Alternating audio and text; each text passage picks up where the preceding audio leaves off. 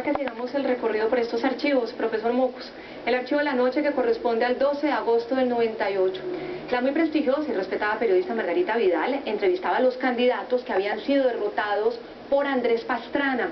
El turno inicial fue para usted, profesor Antanas Mocus y candidato, a quien le planteó la pregunta concreta de tiro fijo.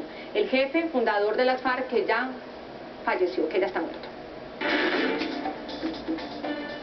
Pasadas las elecciones y posesión del nuevo gobierno, los excandidatos a la presidencia de la República que perdieron ante Andrés Pastrana tienden a desaparecer.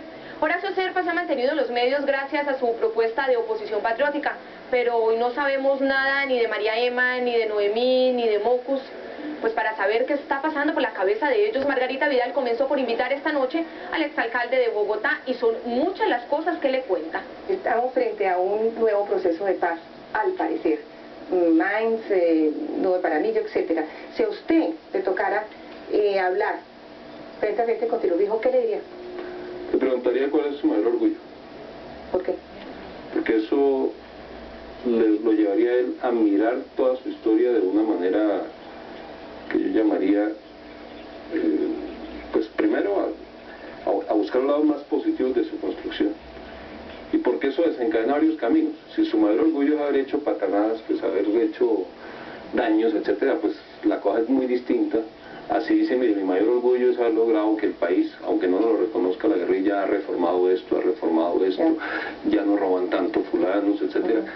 Según el orgullo que tenga, la siguiente, según lo positivo que sea ese orgullo, sigue un camino de conversación. Esa misma pregunta se la haría hoy a Alfonso Cano. ¿Usted todavía cree que ellos tienen algún orgullo positivo para contar? Si yo pudiera, vía más bien indirecta, saber cuál es el mayor orgullo de ese señor, creo que me serviría para mejorar el camino, como la estrategia de tratamiento del tema. Soy escéptico, no creo que sus orgullos sean muy admirables, pero valdría la pena conocerlos.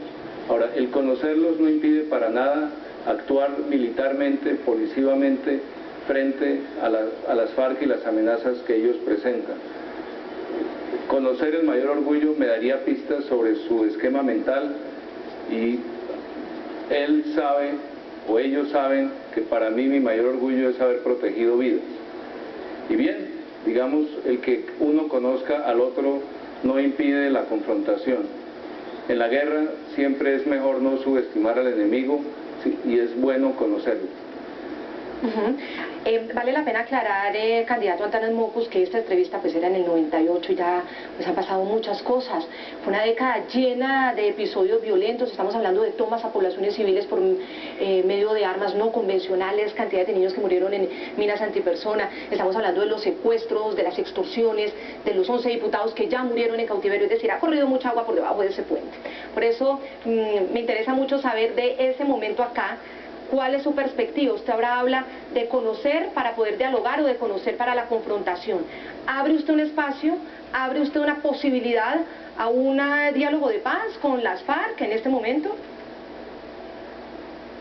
No, mire, usted tiene razón en subrayar. La entrevista que usted acaba de mostrar, donde pregunto por el mayor orgullo, es una entrevista en el momento de optimismo cuando se ha posesionado al presidente Pastrana, poco tiempo después de que hemos votado el llamado mandato por la paz. Entonces hay todo un ambiente de distensión y de confianza, de optimismo en la negociación. De esa época para acá ha habido mucho terrorismo, y ha habido sobre todo, y es lo que más me duele y más me molesta de las FARC, un predominio del lenguaje del secuestro. ¿Cómo hablan las FARC? Secuestrando.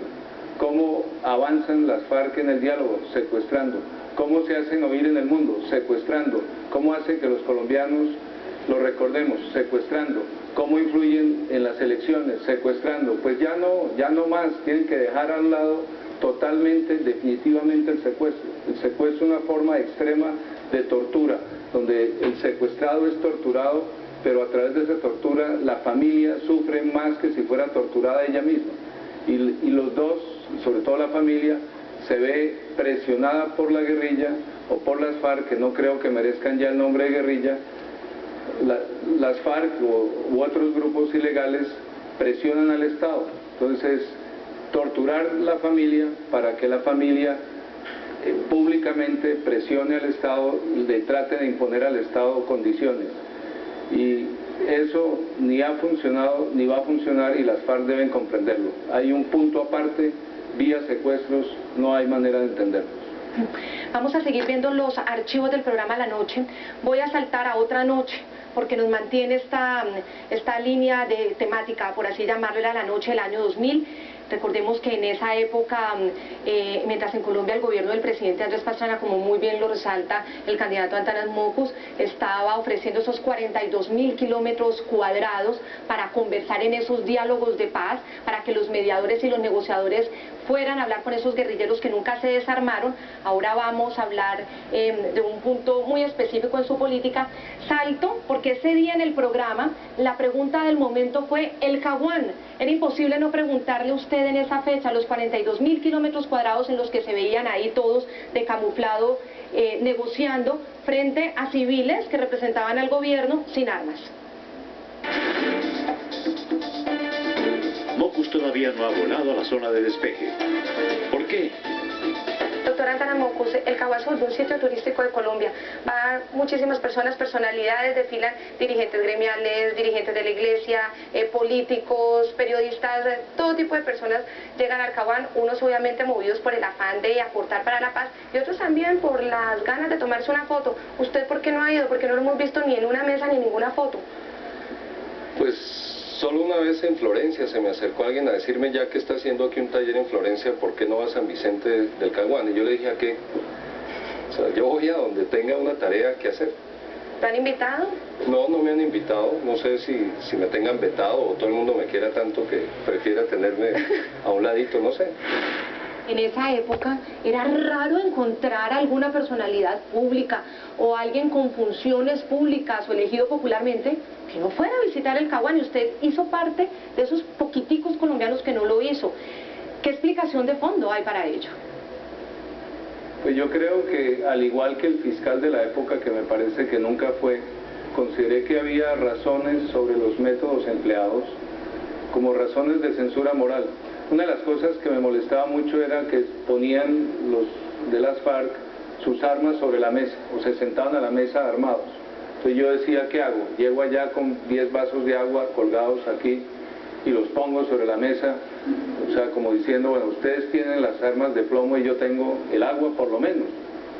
Pero sentí, es decir, nos dejamos los colombianos imponer una serie de condiciones y toda esa buena voluntad no fructificó. Entonces, ¿qué enseña todo el proceso?